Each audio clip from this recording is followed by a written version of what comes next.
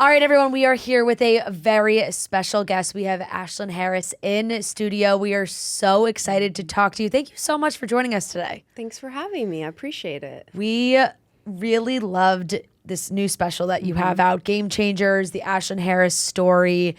We are seeing all sides of you. You really are getting deep and sharing your story. What made you take the leap to put this special out? Yeah, I think for quite some time, I think a few people have approached me about doing this. And, I have a unique story that most people don't know about. And I have always been open and honest with my journey.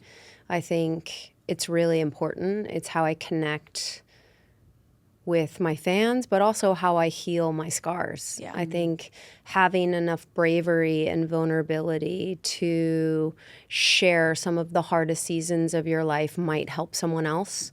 It might help someone not feel so alone, or it may ignite something that they can take more risk and they can choose themselves, or they can get out of something that doesn't serve them anymore. I think there's a lot of lessons in this. And what was important to me is not to be a shiny little highlight reel of success. I think we do that too often as public figures because we don't want to show the hard side or what it cost us chasing success. Yeah. Trying to be extraordinary and perfect for decades has cost me a lot. And I think the beauty of this documentary is really to say, like, it's a love letter to myself. It's a love letter saying you've been through some shit and it's been hard, but it hasn't hardened you.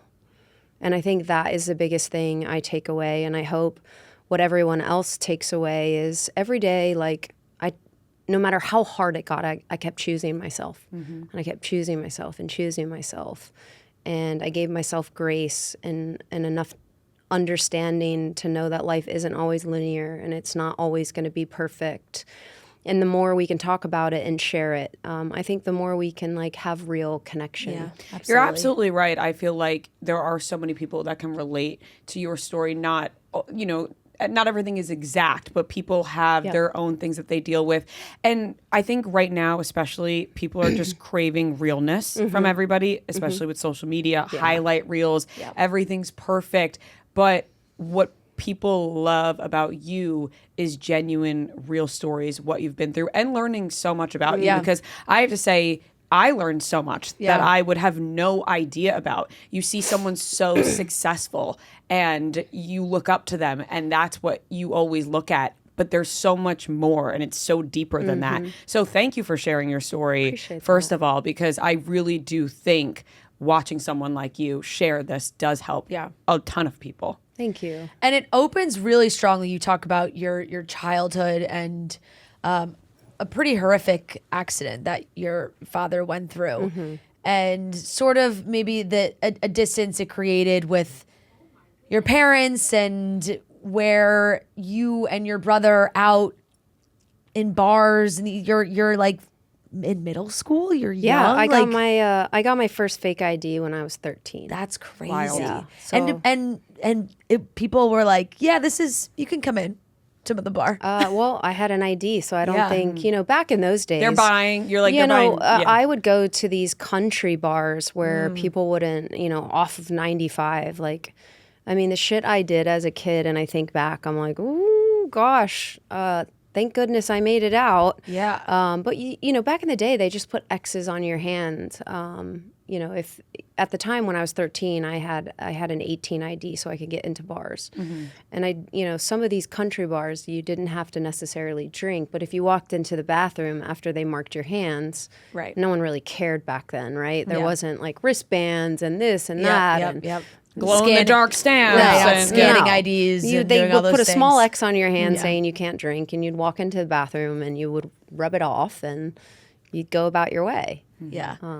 Yeah. That is so crazy to me. But the love for soccer really started at such a young age. And I loved hearing you talk about having to play with the boys. I feel like that is kind of the quintessential experience that when a young girl is really talented at something, they're like, well, let's let them play with the boys, which is, crazy. But what was that like having at such a young age immediately playing with, all on the boys teams? What I'll say, I think it's a strong thing to say my love for the game. I don't know if it was really my love for the game or it was a way out. Yeah. I think there's a big difference Yeah. there, and I need to hold space for both of those because I don't necessarily, I wouldn't say like, there are people who love the game, Yeah. eat, breathe, sleep, and they genuinely love the game.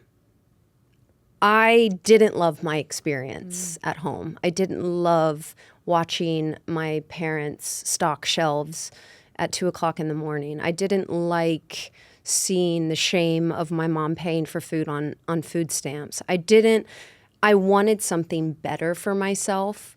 And, I was, weirdly enough, I played with boys in everything. I played baseball. I would make the all-star team. And then when I got to, a certain age, I realized, well, there's not really a future in women's baseball. It doesn't exist.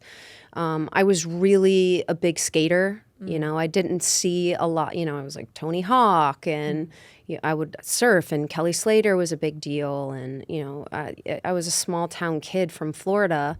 So there wasn't really many like organized female teams of anything. I just loved to play and be out of the house because it was safety for me, right? I didn't hear screaming. I didn't hear things flinging.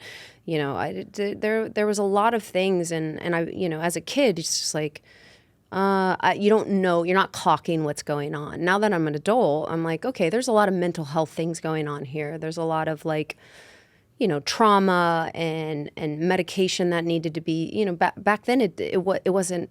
People didn't talk about it. Yeah. Especially my family didn't have access to it. So like as a kid, I would just hide a lot. I would just find safety in other places besides my house. And, when I was super young, in 8th grade, I started getting college letters. And that, I knew nothing about college. My parents didn't, graduate from college. My grandparents weren't educated. It wasn't a thing.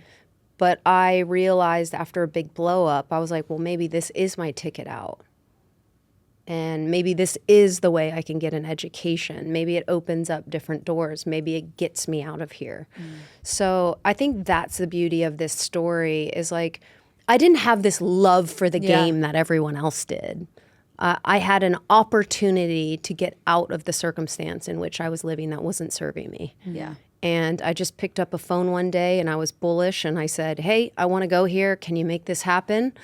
And I was lucky enough to be good enough and have enough, drive to be like, this coach was like, yeah. Did the love ever come for you, or was it sort of like it was always sort of a way out of other things? I just wanted a better life for myself. Right. I don't, of course I loved it. Yeah. But also it was my job. Right. People forget that this is a job that I'm very good at, that I dedicated my life and my craft to, but it wasn't my purpose. If you put all of your, drive, love, success, identity into a soccer ball, it wasn't fulfilling for me. It wasn't enough. Yeah. And the more I started talking about things, the more I started standing up for mental health because of what I saw, the more I kept educating myself and realizing, this wasn't my fault. It wasn't my parents' fault. Yeah.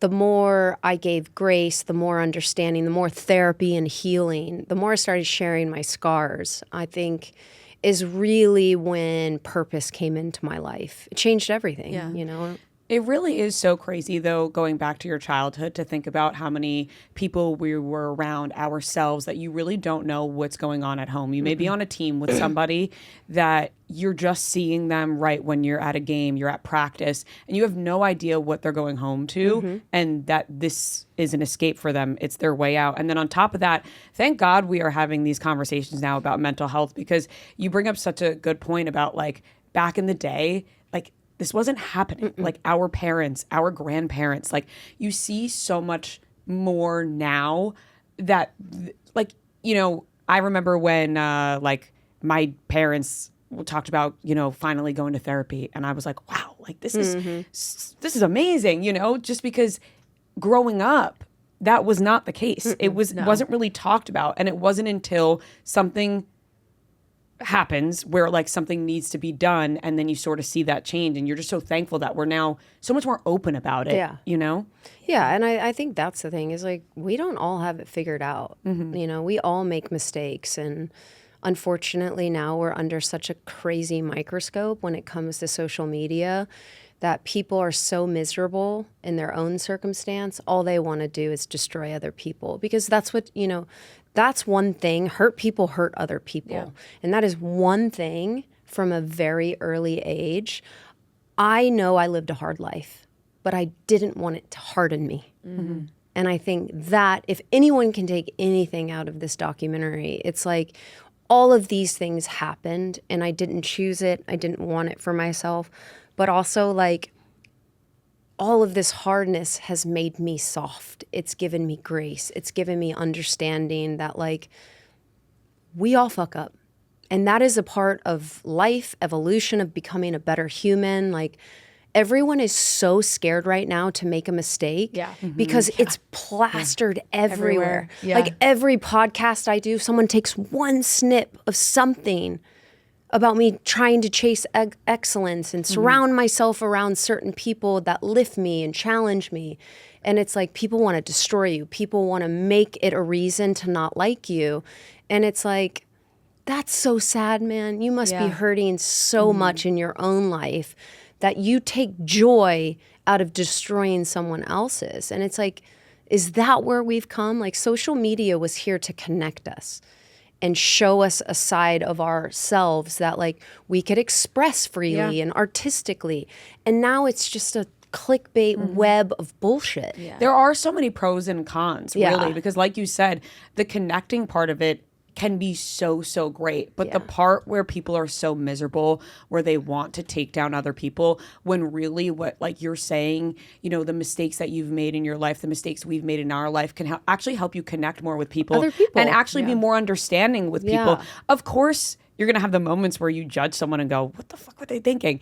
But then you can come from a place of being a human and go, okay, well, what's happening in their life, what happened in their family life. You know, you take people for what they are. I think a lot of times we learn when we grow is that just taking someone for who they are and their entire, you know, past existence as well. You need people to be honest on there too, because that's when people start to see through the bullshit is when people start lying about how perfect their life is. And it is hard right now. You are very right, because the people that are honest and do share things that could maybe be judged or misjudged, they do get torn apart. And it's like, well, they're just trying to share an honest story, and you're tearing them down for like trying to at least reach somebody. That is the hardest part, because then people end up using it against that person. When it's like, that's I mean, you can't weaponize someone's truth and story. And that's the thing for me, that's the least of my concern. Like, this is a love letter to myself.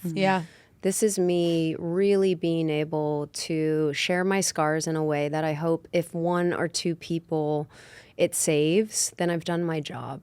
And that, you know, might not be worth the risk for a lot of people. It's absolutely worth the risk for me. And I'm very proud of this project. You should be. And talking about, you know, playing soccer, seeing that as wanting a better life for yourself, but then having to deal with fighting for equal pay, getting paid $20,000. What was that process like for you? Because, you know that this is a way out, you know that this is a way for a better life, but then you're still having to fight for that equality. Yeah, I think at the beginning for me, I came from nothing, so it was a lot for me. Truthfully.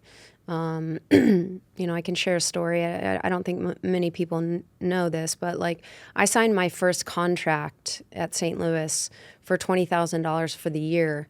And my first paycheck for the month, I think with everything taken out and health insurance and housing, it was like $600.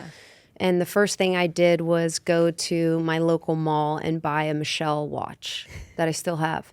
Because in college, all of these little sorority girls who were in these Wallabies that were expensive and these Michelle watches, and I really thought I was someone. And I thought it would, you know, I really loved watches at the time. I never could afford anything. I always wore like a Shark watch or a G-Shock.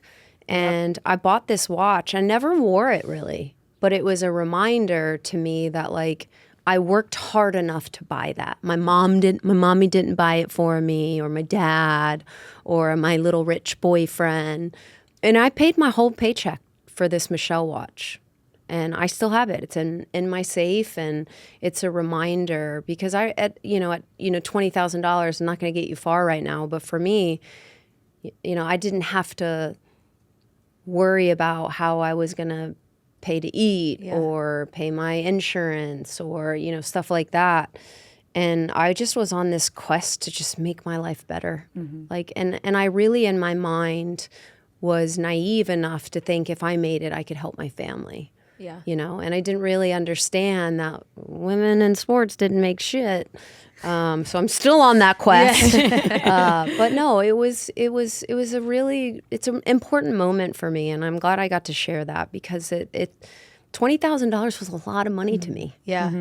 And it was really a shocking number to hear now as a viewer, to be like, wow, like that's, Yeah. And especially, professional athlete, first big contract. Now, like an intern in New York City would never even be paid that that little. Like it's really was a jarring number to hear. And as you continue to tell your story of playing and where you got to at such the highest level of the playing for the national team and World Cup winners, Olympics, all these things, and the team was so special, and all the eyeballs were on you guys, and it rallied this country together in such a great way, and yet you guys were not getting compensated even anywhere close to what the guys who have FIFA played. gave us like $75,000 for winning the World Cup, and then U.S. Soccer was like, "Ha! You think you're done? We'll give you a bonus, but you got to play 10 more games." Can you imagine a men's crazy. team winning the World Cup and their federation being like, "Well, you're not done yet. Yeah. No, that would never You got 10 more Yeah. games in a short amount of time, so you can make your bonus." Yeah. So it's shitty, man. It's shitty, but it's changing. And, there's a lot of women who I stood on the shoulders of, who came before me, who paved the way for me to even have a league. How cool is it that I got to leave college and go straight into a domestic league? Like, a lot of women didn't have that. A lot of people had to stop playing. Yeah. Like, their dreams were done. If you didn't play for the U.S. team, which was a small, 25 people max, it's like, that was it. That was the end. You went to corporate.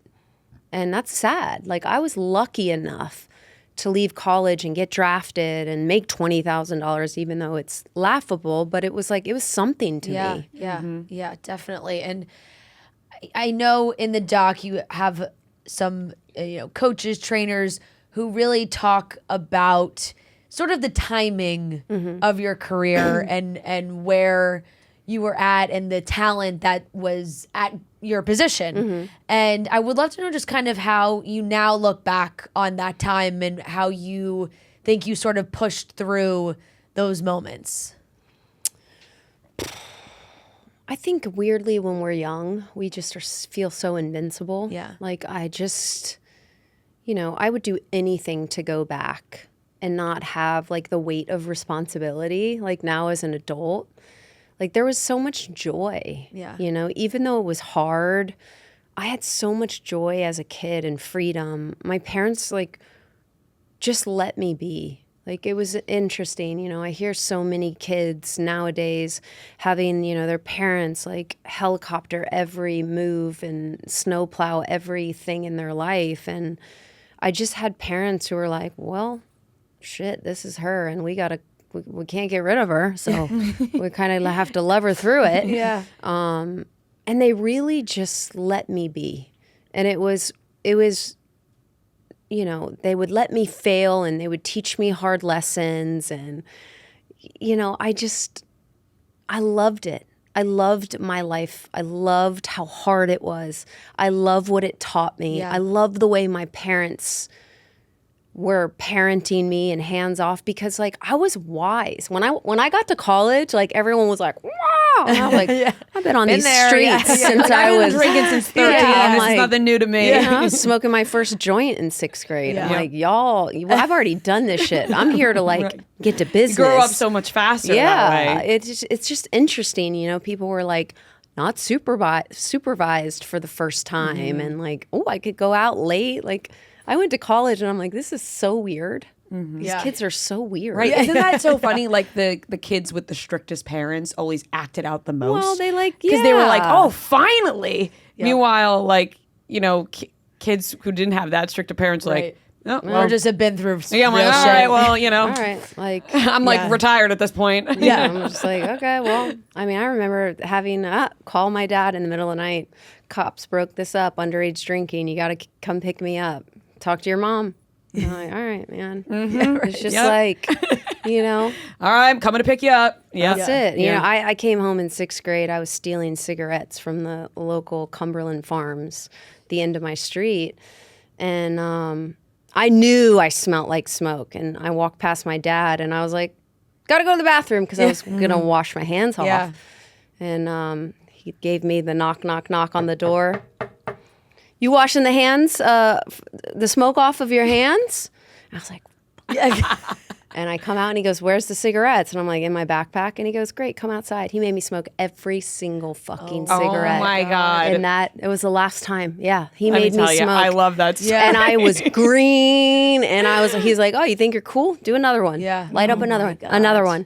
And I just sat there and like, like my parents were real, you know? Yeah. Like, and did your parents share a lot of stories about what they did with you? Because I feel like No. they didn't. my parents are a generation that sweeps everything under the rug.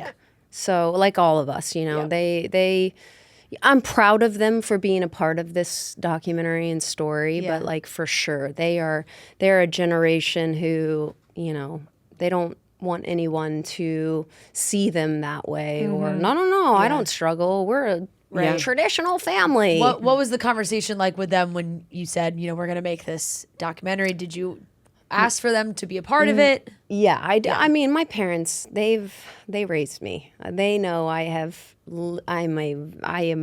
Yeah. I am a rough I loved edge. your mom called you. She was like, she's a tough cookie. Yeah, yeah. So my parents knew exactly who I am and how I show up in this world, and they celebrate it. You know, they love me. They love me unconditionally, and I'm really proud of them for doing this because I know it's not easy, and I know that like they probably have a lot of regrets, and I don't. I think what I saw and what I watched and what everyone will watch and what I hope people take away in this documentary is our parents' generation was parents who stayed because of the kids. And it was hard. It was hard to see, you know, we saw everything, things we shouldn't be seeing. And I think they thought it was better for us to do that and live that way than to go their separate ways. And now we're a generation who leaves for our kids. Yeah. And I think when you build a life and you build these experiences and then you realize they're not for you anymore, like it's okay to leave. It's okay that it failed. It's okay to say, well, I gave it a good try and life is very short and long at the same time. And like, I want to choose something different and that's okay. Yeah. Go ahead. No, go ahead. I was going to say, how much do you think watching your parents probably stay in their relationship longer than maybe they should have affect your decisions that you made later? Yeah, in my life? dad was actually my first phone call when I was getting separated and getting a divorce. And my dad was the first thing he said, don't make the mistake I did. You know, my dad slept on a couch for, 6 years. Yeah. And it's no way to live. No, it's not. And you're so right. I think with like our parents' generation, it was so true. I have so many friends the story of like, oh, well, when their last kid went up to college, that's when they separated. And it's like they stayed together all that time and all through all this, not in a happy relationship. And then once that, I really have a good amount of friends that have or know someone where it's like that last kid went off to college, then the parents separated. And having the courage to leave is so hard, but so important. Yeah. Because like your dad saying, don't make the same mistake I did. Think about the amount of years of his life or your mom's life where they feel like they may be wasted and you can't get that time back. And it's such a hard decision to make, but people have to know that it's an okay one to make. And I think people still struggle with that a lot.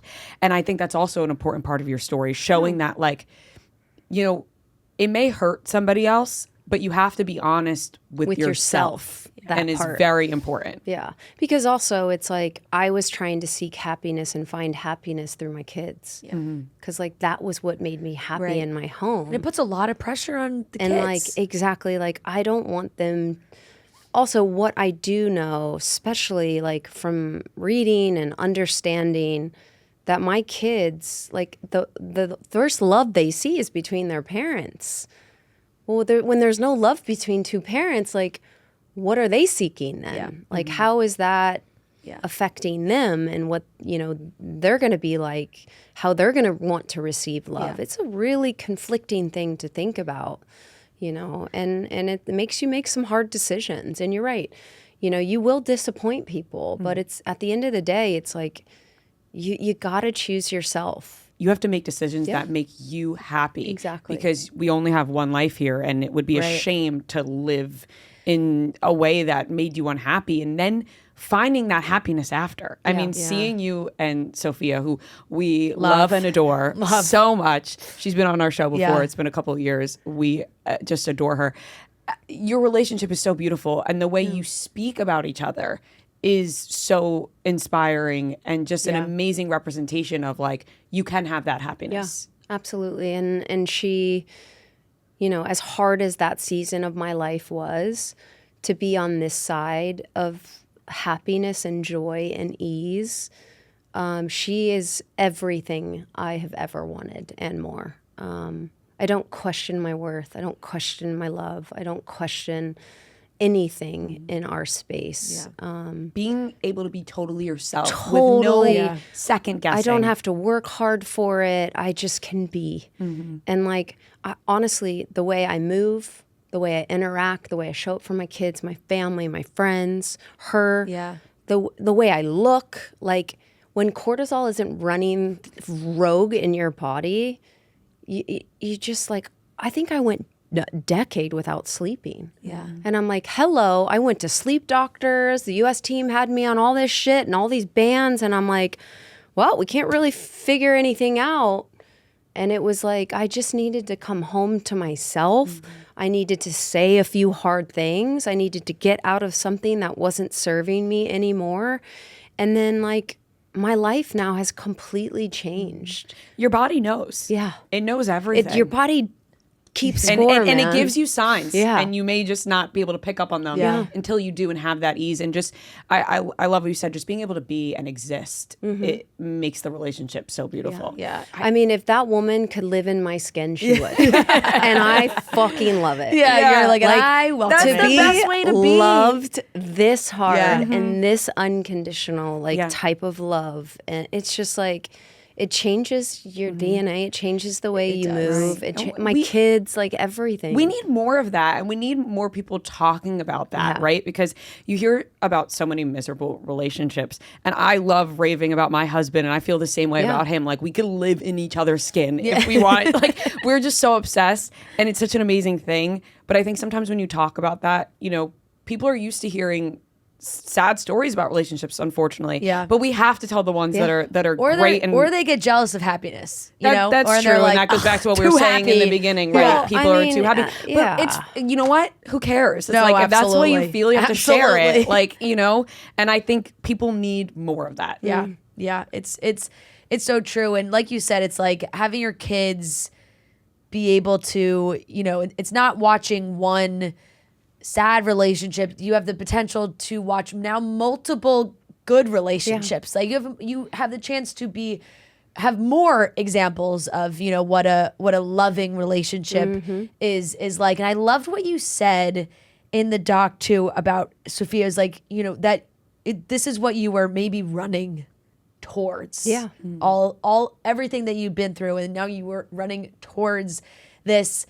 How has she been a support system for you in this sort of new era of your life? She's literally my biggest fan. Yeah. And what I will say, and I say this with the most respect. She doesn't keep score. And I love that about her. Like, her winning doesn't take from me. Or if I'm, front row and center, like, it's not, there's no competition or keeping score between us. And I love it because we are genuinely each other's biggest fans. Like, when I walk into a room, the way she lights up to introduce me to every person, the way she talks about all my projects, like, she just genuinely wants the best for me. And there's no weird motive about it. She doesn't, if she's in a hard season where it's crickets about work and things are great for me, like, she's so proud.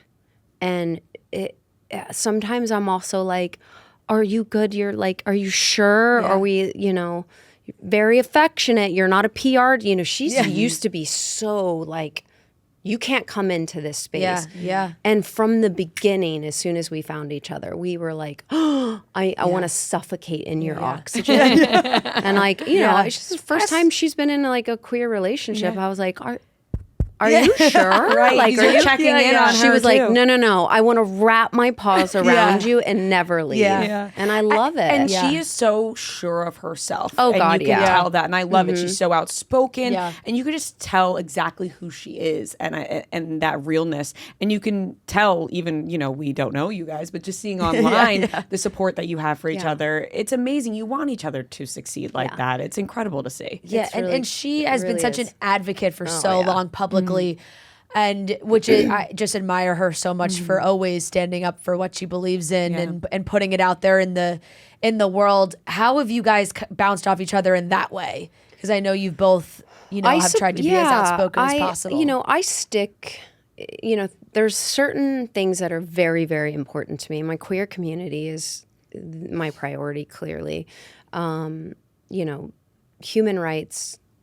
Clearly, I'm a gay woman with 2 Black children. Like, I want equal rights for everyone in every family and however you identify. Pay equity is always a big thing for me, clearly, and mental health. I want to be an advocate for mental health. And I stay in these things that make me full. These things fill my cup. I think for a long time I was chasing success, and now I'm chasing purpose. And I get to step into her political advocacy, and it feels big and scary a lot of the times for me, and frankly, a little geeky. But like, she makes it so sexy. And I love supporting her through it. I am not as educated as she is in that space, but it's like having me learn. And I'm learning so much about my work is so driven by policy, and she's such a great teacher. It's really pushing me out of my comfort zone, and now I'm trying to make politics sexy. And I want young kids to really get into it. I didn't understand the importance of voting till I was out of college, because it wasn't like a big part of like family conversations. And it matters so much for my family to have equal rights and safety as any other family. So we sacrifice a lot of our time, energy, and money to make sure we're advocating for the right things. And we want to be on the right side of change. Like, what's the point of all these fucking cameras and all these shows and all these lights and these stages we're on if we're not pushing the right agenda? Like, we want the best for people. And we've got to do the work. Someone else is, if we always think, well, someone else will do it, we're never going to get anywhere. And it's setting an example for your own children who that's what they're going to watch as they get older, and it'll have a massive effect on them. And even talking about going back earlier when you said, your parents, they like sweep everything under the rug, that generation. But seeing you and Sophia be so open, it's like, even just about your life and also about everything, policies, everything, human rights. It just makes everything so much more open and what they can learn from instead of, we're just putting everything under the rug. A little bit of a pivot, but still just with the conversation with your kids. Have they taken up soccer? Is it something? Is it choose your own journey? My son is he's an athlete through and through, but he's 3, so he's not signed up for anything yet. I think my daughter, we got a little asthma baby going on there. So is Sophia. She is a theater queen. Hell yeah. She gets home from school. She wants to play dress up. She wants me to build her a stage, and she wants to perform. Amazing. And she's either making like ice cream or cooking, or she's at the salon, or she's, decking my son out in a tutu and glitter and makeup. And it's just like, you learn so much from your children. Like my imagination, to be able to tap into my imagination again at 40, I am really enjoying, definitely she's not enjoying soccer or anything, but she, I'm letting her figure out her passions. And right now I think like dance and ballet and theater could be her kryptonite. And another great example to look up to when it comes she's to, got a great role model. Yes, exactly. Exactly. Were you familiar with Sophia's career? Like, I know this is a silly question maybe, but had you watched One Tree Hill in those times? No, I still haven't. Oh my God. I haven't. It is probably my favorite. She's just an icon. It's probably my favorite show ever. Really? Yeah, Ever. and especially Brooke Davis. Yeah. The character. Like, it's just so iconic. She had this like recap show. Drama Yes. Queens. Yep. So like she would have to watch episodes before her podcast to like unpack what was going on. And I just remember like some days I would have time to watch with her and I'm like, no, diet pills, this. How dare they? It's like they were just passing, they were like passing her around to every hunk on the show, and I'm like, I hate this. I was like, I couldn't even watch. Yeah, and I think she's talked about like trying to fight against that. Obviously, there was a lot of behind the scenes. Yeah. But Brooke was early. She had clothes before bros. Yep. So Love it. Exactly. But it was really, oh my gosh, just an impactful one for sure, and for a lot of people. And I know she felt that again doing the rewatch podcast, and people were so excited about that. When you guys are home unwinding, I mean, we're a big pop culture podcast. What are you guys watching? Do you have any TV shows you love? Do you have any guilty pleasures? Oh gosh, so I'm a big cook. Okay. I cook every night. I cook every meal, and we I'm not a big drinker, but she loves relaxing with her wine. Yep. And we dance a lot in the kitchen. We dance with the kids. We have like raves and parties and glow sticks. Like, that's so fun. We don't, having a 3-year-old and a 5-year-old, it's like we don't get downtime until they go to sleep. Right. And I'm I like to work out. I like to live a structured, scheduled life. I'm not in that artsy world like she is. So she's like a late night type of gal. I like to go to bed early. I don't really binge watch anything. I'm not a big TV person. But I watch, I'm a crime junkie. Yeah. I like really love documentaries. Like I have always, so that's what I'll turn on. And there's always a new there's one. always There's another always one. another one. Did you There's watch always The a new Crash one. recently? Of course I did. Yeah. What do you think? Wow. I worry about our system too. Yeah. A little bit. I'm like, that's all. We're throwing her in jail forever. We have no proof of anything, but we're just like, It was a very confusing one. I was confused, and I was like, It was Yeah. confusing. but are we sure? Yeah. It is very, And it's very like confusing. stayed confusing. Yeah, I think- because and now, there's- And now I'm on to yeah. the Michael Jackson one, which is really fucking me up a little bit. Yeah, I haven't watched that one yet. Oh, just the first episode. I'm like drooling over here. It's really messy. We brought up documentaries, and I'm it's like, no, I can't believe it. Yeah, I like, know. yeah, it's yeah. not great. No, I'm only on the first episode. Well, But unfortunately, with the in that genre and the crime and that stuff, it's like anytime you start, you're like, this isn't well, gonna, the shit these well, people this isn't got gonna away be good. with back then. I'm like, Yeah. not working today. No, honey. no. You got skeletons in that closet. They're gonna find it. I know. And then you see when it comes back into the press and you're like, oh my God, I watched that documentary and this is like still an ongoing thing. It really is crazy. But thank you so much for joining us. This Thanks has for been having me. so great. really have been, looked up to you and been such a fan for a long time, and just a fan of what you and your team did for women in sports. Thank you. That is just such an amazing accomplishment, and everyone can absolutely go watch the documentary Game Changers, the Ashlyn Harris story. It's out now on the Roku channel. You're going to learn a lot. You're going to love it. You should absolutely go watch it. So. And happy Pride. Yes. And happy Pride. Happy Pride, everyone. How are you? What's your favorite way to celebrate Pride? Oh my God, I am just my favorite month. I am out there. I try to work a lot and donate a lot. There's a lot of things that I want to do. We got to be like out on those streets, being vocal and showing up and supporting our community, because there are still little kids in little nooks and crannies that feel that they have to hide or feel like their life isn't worth living because they can't express exactly who they are. So it's important for us. I have to say, I'm so grateful for Roku. They're very intentional. This is coming out during Pride for a reason. Yep. And also to be able to shed light on queer communities and queer love and queer experiences, because I didn't have that as a kid. I didn't get to turn the TV on and see someone like me. I look different, I move different, and that's also okay. And I'm grateful for Roku showing up this way too, and it's accessible. You guys, you don't have to pay this crazy subscription price that certain people can't pay. It's free.